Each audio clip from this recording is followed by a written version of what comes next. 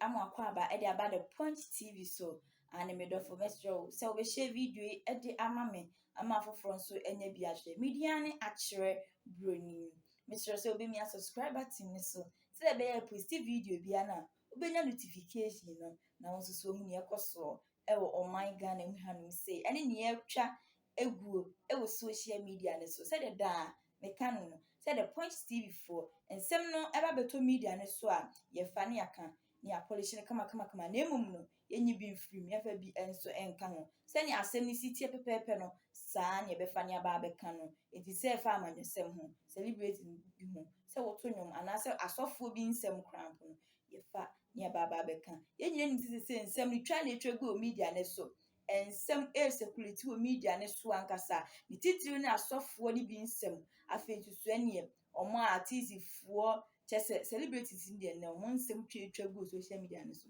enya asem ketu akra Mr.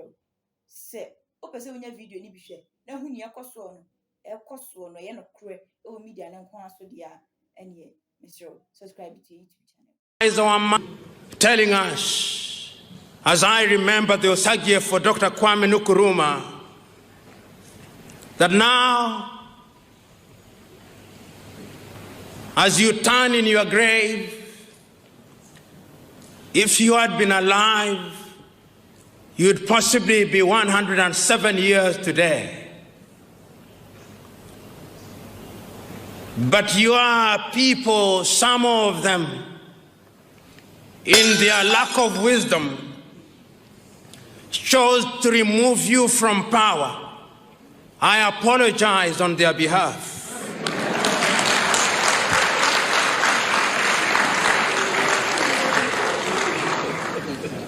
They gave you only a few years to be present in this world. And during those few years that you are present in this world, you shook not only Ghana but Africa so very fundamentally that although your mortal remains were interred, your spirit is alive and well. And it's that spirit that occupies our minds and hearts today as we remind ourselves that the only way in which Africa will realize our potential is through the path of unity. I know as you lie in your grave, great Osagiefo, there is a sense in which, in a manner so completely invisible to us, you are turning uncomfortably and weeping uncontrollably because your continent is bleeding. One of the greatest Africans of the 20th century and whose ideas continue to remain relevant. We are, in my view, engaged in this exercise because we recognize that the ideas of the Osagie for Kwame Nkrumah remain relevant today as they were during his lifetime. Many of you will have had the advantage of reading about the Osagie for Kwame Nkrumah. You may have heard and listened to some of the speeches that he made during his lifetime. You may have recognized that he was one of the very early Africans who, in the days of Pan-Africanism, was present in Manchester in 1945. And he was, in many ways, one of the greatest Africans ever to have carried the mantle of the struggle for independence in an Africa that had been laboring under the weight of neo-colonialism and subsequently colonialism. You may also know that the Osagie for Kwame Nkrumah was one of the very few Africans in those very early days who was able to confront the imperialists and the colonialists and to awaken the spirit of freedom amongst his contemporaries. In fact, several polls that have been held in the recent past have had the Osagyefo being recognized as perhaps the greatest African politician who ever lived in the 20th century.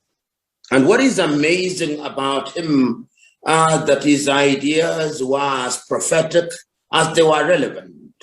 You only have to read some of his writings, and some of you have had the occasion to read his writings, such as I Speak of Freedom. And in that great treatise, the Osagyefo from 1950s begins to talk passionately and consistently, not only about the freedom of Ghana, which was then known as the Gold Coast, but constantly reminding his audience that the freedom of Ghana would be of no significance if the rest of Africa was not free.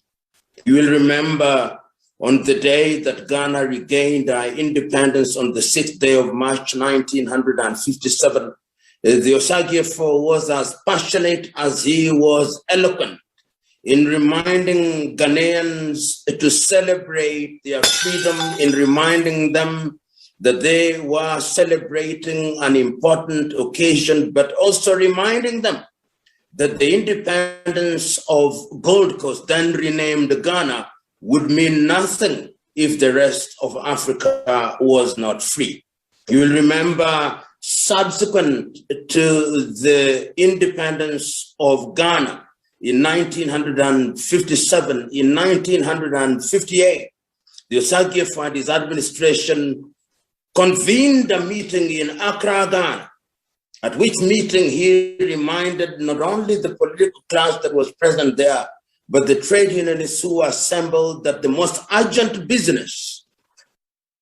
When he made that statement, and he made it several times, he then posed the question, not rhetorically, of course, some say rhetorically, but it does not matter. When he asked, when we say, seek ye first the political kingdom and the rest will be given unto you, what are these other things that will be given unto you? And he then went on a journey of explaining to his audience, the things that will be given unto you are the dividends of economic emancipation. We are going to talk about economic emancipation because freedom of the political kind in and of itself is not an end. We are going to talk about how to eradicate poverty. We are going to talk about how to feed ourselves. We are going to talk about how to harness our resources. And he specifically mentioned we are going to ensure that our coffee farmers get their fair share of what they deserve. We are going to make sure that our gold does not benefit foreigners, but is going to be beneficial to the people of Ghana. We are going to ensure that we build infrastructure and roads for ourselves. We are going to ensure that we have electricity. We are going to industrialize Ghana. And he reminded his audience that the Ghanaians had a great duty, the duty to demonstrate to those who are in the business of doubting that Africans cannot manage their affairs, that indeed Africa could. And he was as consistent as he was passionate. But perhaps one of the greatest things that the Osagyefo Kwame Nkrumah did and said that will remain indelibly marked in the sands of time is the speech that he made on the 25th day of May 1963. That was the occasion when the 32 heads of states and government of the then independent African countries, at the invitation of Ethiopia's Haile Selassie, assembled in Addis Ababa. And at that time, many of you will remember that the imperialist, whom the Osagyefo had rightly said does not change his character but only wears different masks, had already started to animate their diabolical scheme of dividing the continent of Africa along what some describe ideological lines, but in my view, they were simply a bunch of retrogressive counter-revolutionaries and progressive African leaders.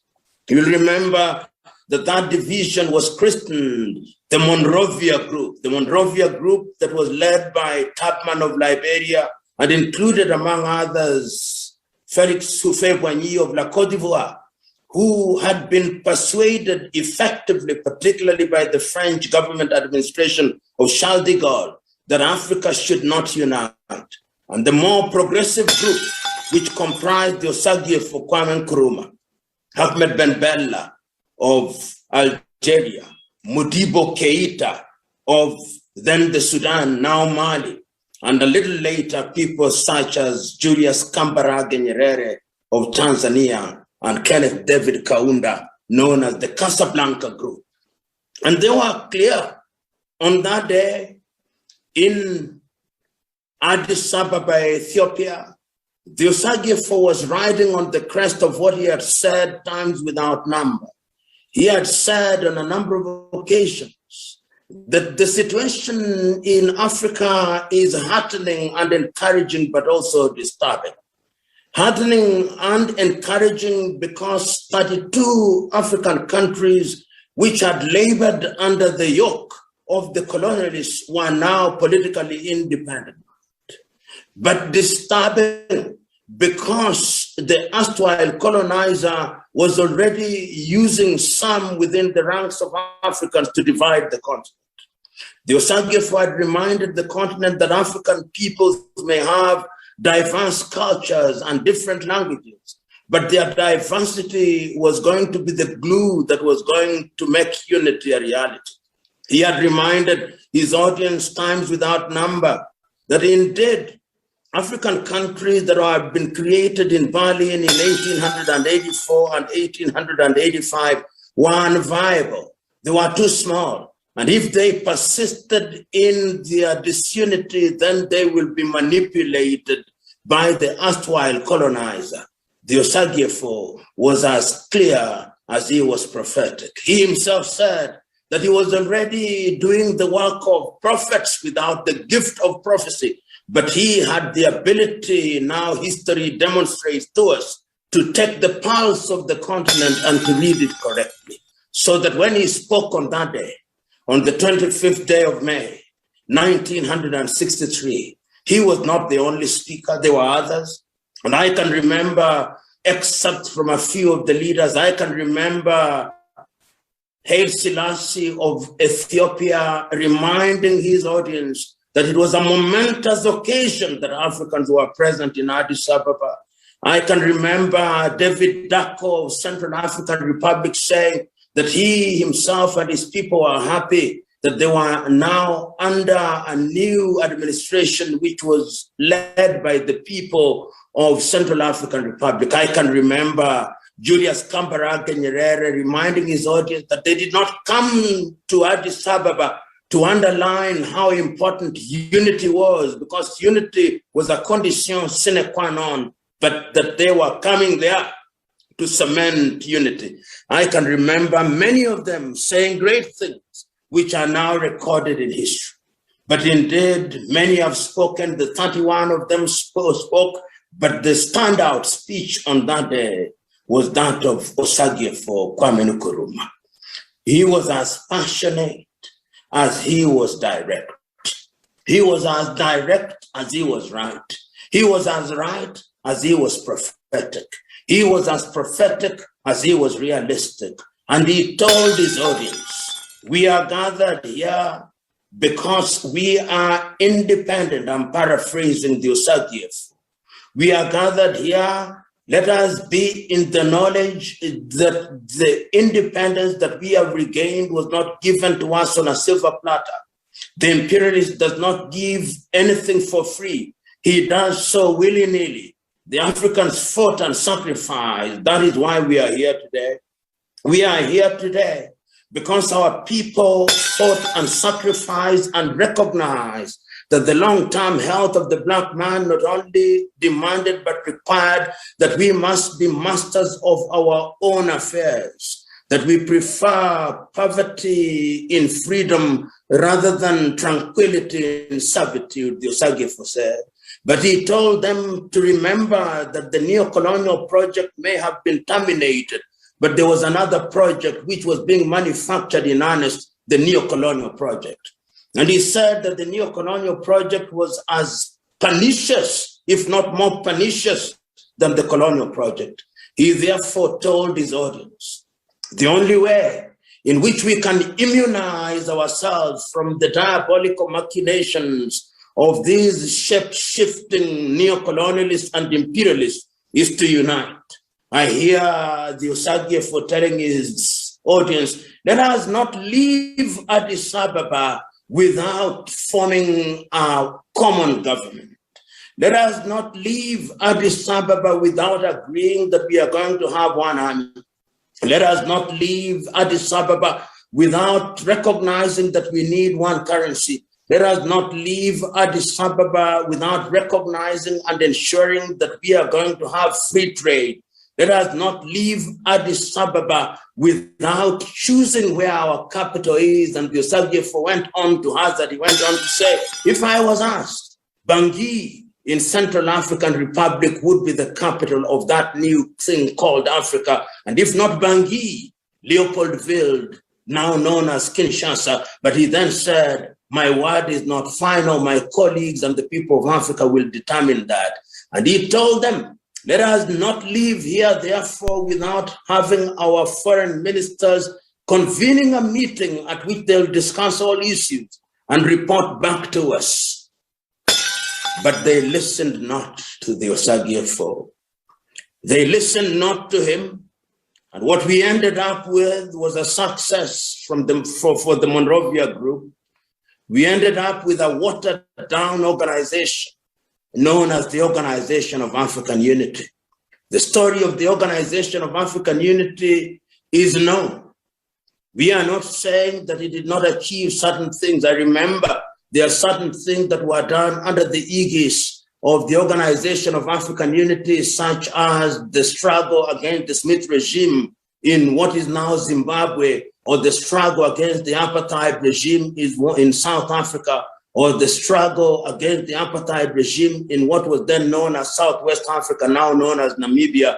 I can still see them working in the struggle against the Portuguese in Guinea-Bissau, in Mozambique and in Angola, but to a large extent, the OAU, as some have described, was nothing but a toothless bulldog.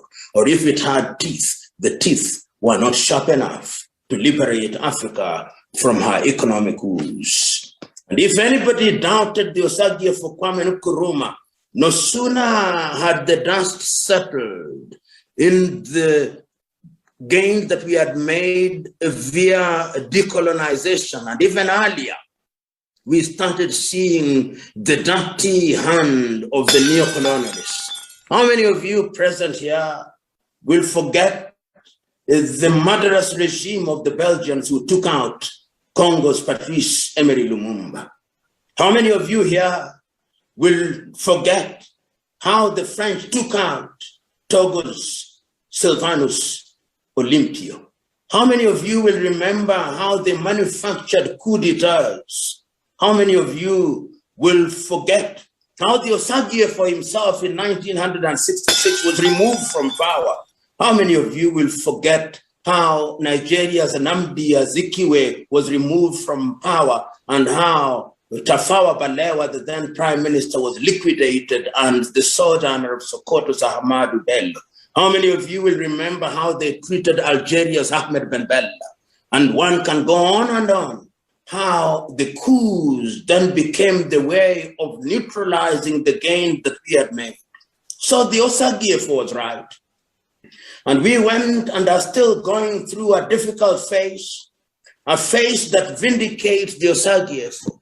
So vindicated with the Osagyefo that in the year 2000, the African nations started re-examining the efficacy of the Organization of African Unity, and they agreed that they needed to go back to what the Osagyefo had said. I remember so very vividly during the chairmanship of South Africa's Nkosazana and Dlamini Zuma, when she became the chair, she wrote an imaginary letter to Kwame Nkrumah, telling Kwame Nkrumah, we apologize to you, Kwame Nkrumah. You told us to do certain things in a certain way, but we forgot. But now that we have had the scales removed from our eyes, we shall retrace our steps. We shall not persist in our foolishness. We shall correct our mistakes and do what you prescribed to us 50 years before. And that is how the African Union came into being before she was appointed. And that is how we now have the African Union and Africa Agenda 2063 saying the very same things that the Osagiefu had said. If you look at the Africa Agenda 2063 and listen to the speech of the Osagiefu Kwame Nkrumah, it is a rehash of the same. If you look at earlier initiatives such as the Lagos Plan of Action of 1980, it is the same thing that the Osagiefu had said. If you look at the Lomé Agreement of 1975, it is the same thing that the Osagiefu had said. If you look at the two